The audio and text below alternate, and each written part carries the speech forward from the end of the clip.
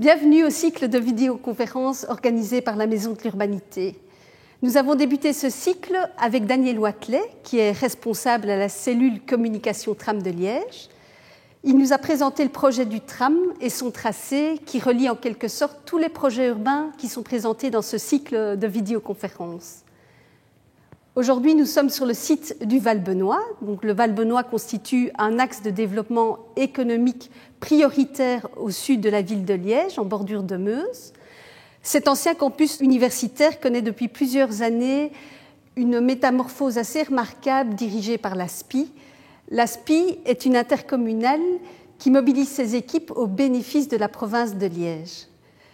Nous rencontrons aujourd'hui Fabienne Hennequin, qui est architecte et urbaniste, chef de projet à l'ASPI pour le projet du Val-Benoît. Pouvez-vous nous parler de la position géographique du site et de son accessibilité ? Oui, donc c'est un réel plaisir de parler du Val-Benoît. Bonjour à tous. Donc le Val-Benoît est un site entre 9 et 10 hectares qui est situé à l'entrée de Liège, en venant de Serein, donc du côté sud. C'est un site autrefois universitaire qui est bordé par la Meuse, le chemin de fer, bientôt le tram, et juste à la sortie 37 de la liaison E25-E40, donc de l'A602.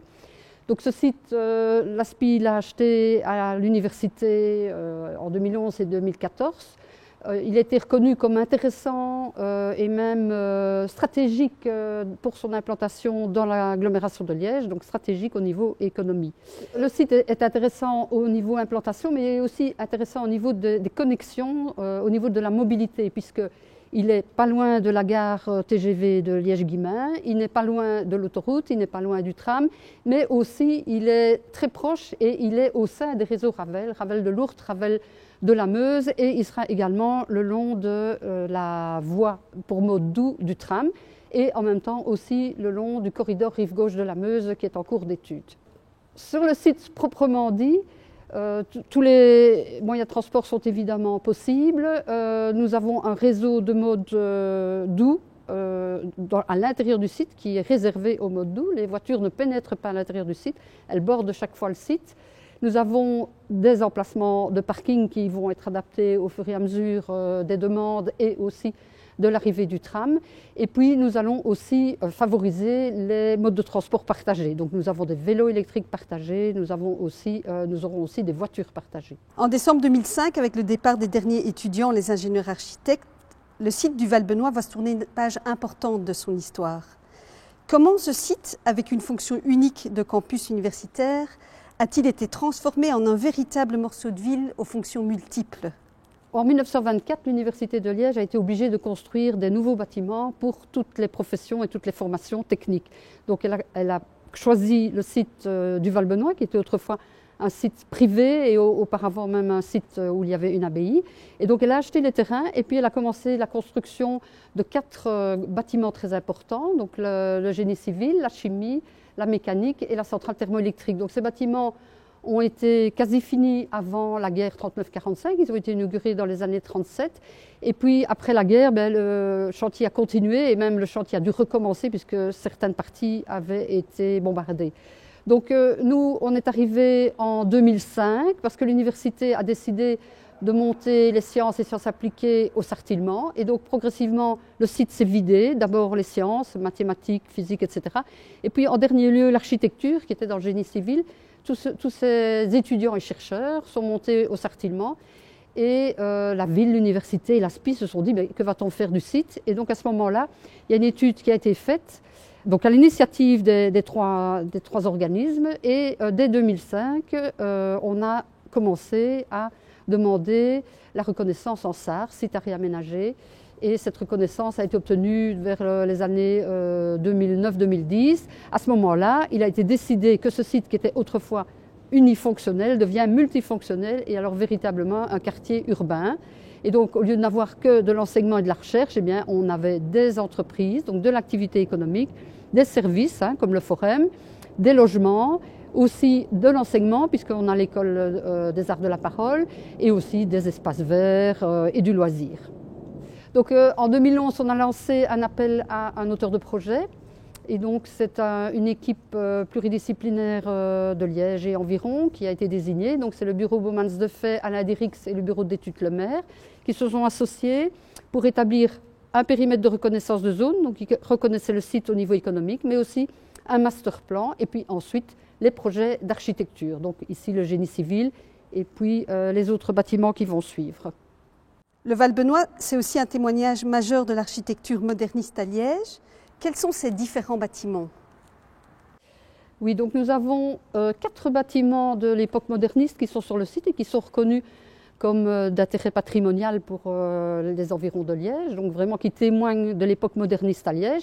Nous avons le génie civil dans lequel on se trouve ici, qui est l'œuvre de l'architecte Mouchen, qui a été inauguré en 1937. Donc génie civil, donc c'était l'endroit où on donnait cours aux ingénieurs des constructions et aux ingénieurs architectes.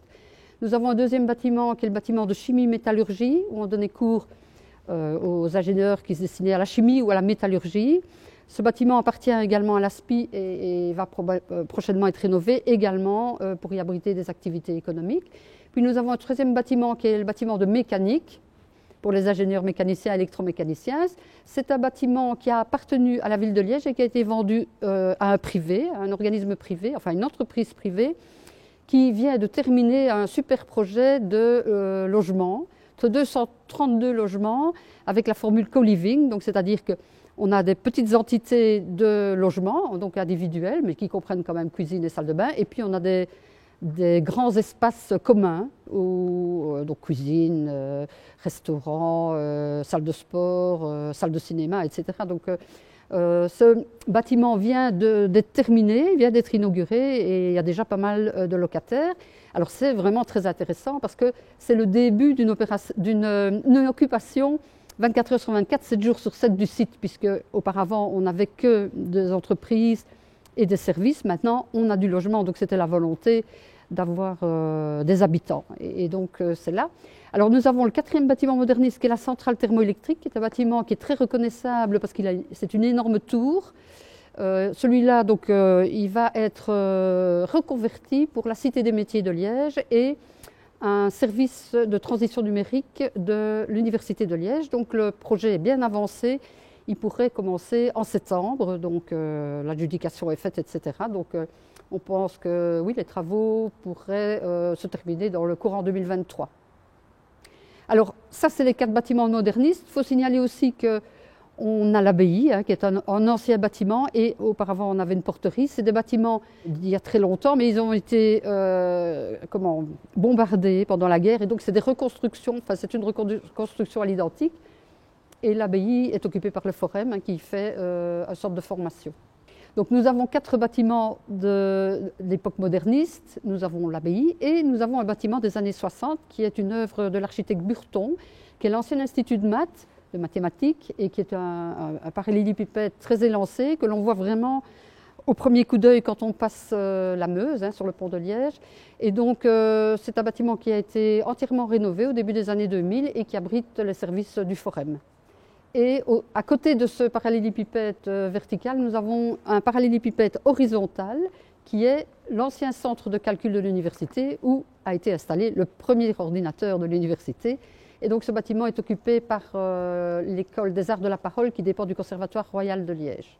Le Valbenois se densifie également avec de nouvelles constructions sur le site. Quelles seront ces différentes affectations ? Nous avons déjà une nouvelle construction qui se situe à l'entrée 37 sur l'autoroute A602, qui est une promotion qui a été réalisée par BPI et Moury et qui est occupée, donc déjà depuis plusieurs mois, par d'une part le Forum et d'autre part la province de Liège. Donc la province de Liège a transféré des services qui se trouvaient au centre-ville, ici sur le Valbenois.